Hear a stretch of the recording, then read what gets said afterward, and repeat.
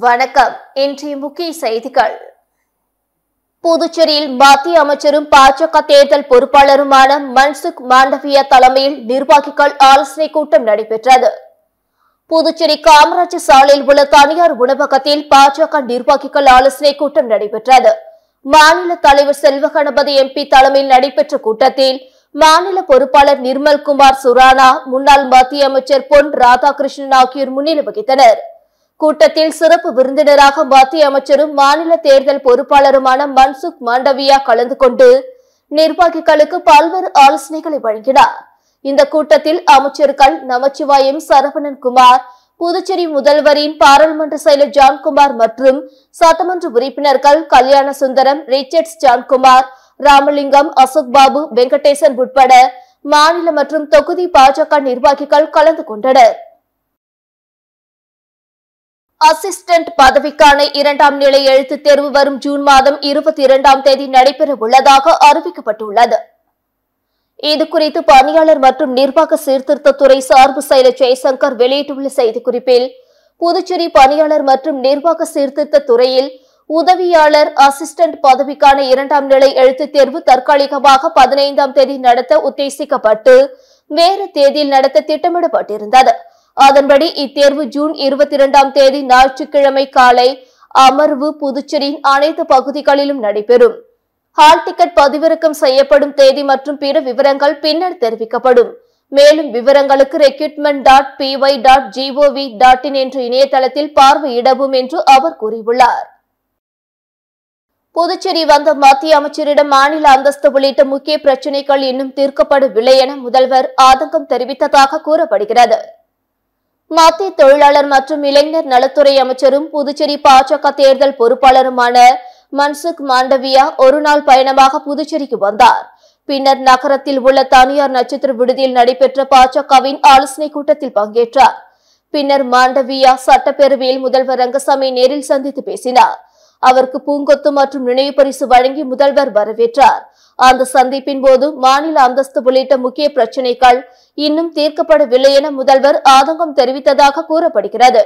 அதற்கு பதிலளித்த மாண்டவியா, நான் இப்போதுதான் வந்துள்ளேன், தொடர்ந்து வரப்போகிறேன், ஒவ்வொரு பிரச்சனையும் அமர்ந்து பேசி தீர்வு காண்போம் என உறுதி அளித்ததாக தகவல்கள் தெரிவிக்கின்றன. பள்ளி கோடை விடுமுறைக்கு மூணார் சுற்றுலா சென்ற புதுச்சேரி மாணவி உயிரிழந்த சம்பவம் சோகத்தை ஏற்படுத்தியுள்ளது. புதுச்சேரி தவளக்குப்பம் தானாம்பாளையம் பகுதியை சேர்ந்த இளங்கோ பரிமளம் தம்பதியின் மகள் பரிவத வர்த்தினி, மகன் விஸ்வா உட்பட குடும்பத்தினர் 8 பேர் கொண்ட குழுவினர் மூணாருக்கு சுற்றுலா சென்றனர். அவர்கள் மூணாறு காலனி செல்லும் சாலையில் தனியார் விடுதியில் தங்கியிருந்தனர். இரவு நேரத்தில் அங்குள்ள ஒரு ஓட்டலில் அவர்கள் உணவு சாப்பிட்டுவிட்டு தூங்க சென்றனர். அப்பொழுது நள்ளிரவு 11:30 மணியளவில் பர்வத வர்த்தினிக்கு திடீரென மூச்சு திணறல் ஏற்பட்டது. ஆனால் பெற்றோர் இதனை பெரிதுபடுத்தாமல் தைலம் தடவிவிட்டு தூங்கிவிட்டனர். காலையில் எழுந்து பார்த்தபோது பரிவத வர்த்தினி பேச்சு மூச்சற்ற நிலையில் இருந்தார். இதனால் அதிர்ச்சியடைந்த பெற்றோர் அவரை அங்குள்ள தனியார் மருத்துவமனைக்கு சிகிச்சைக்காக கொண்டு சென்றனர்.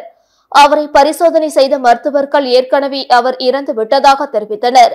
இறந்த பரிவர்த்த வர்த்தினி புதுவை தனியார் பள்ளியில் 10ஆம் வகுப்பு படித்து வந்தார். தேர்வு எழுதிவிட்டு விடுமுறைக்காக தனது குடும்பத்துடன் மூணாருக்கு சுற்றுலா வந்தபோது உயிரிழந்த சம்பவம் சோகத்தை ஏற்படுத்தியுள்ளது. தொழிலாளர் காப்பீட்டு திட்டத்தை விரைவாக நடைமுறைப்படுத்த வேண்டுமென அதிகாரிகளுக்கு ஆளுநர் அறிவுரை வழங்கியுள்ளார். புதுச்சேரி கட்டிட இதர கட்டுமான தொழிலாளர்கள் நலவாரியம் மற்றும் புதுச்சேரி சமூக பாதுகாப்பு வாரியங்கள் ஆய்வுக் கூட்டம் கவர்னர் மாளிகையில் நேற்று நடந்தது. கவர்னர் கைலாஷ்நாதன் தலைமை தாங்கினார். இதில் கவர்னரின் செயலர் மணிகண்டன், தொழிலாளர் நலத்துறை செயலர் யாசம் லட்சுமி நாராயண ரெட்டி மற்றும் அதிகாரிகள் கலந்து கொண்டனர்.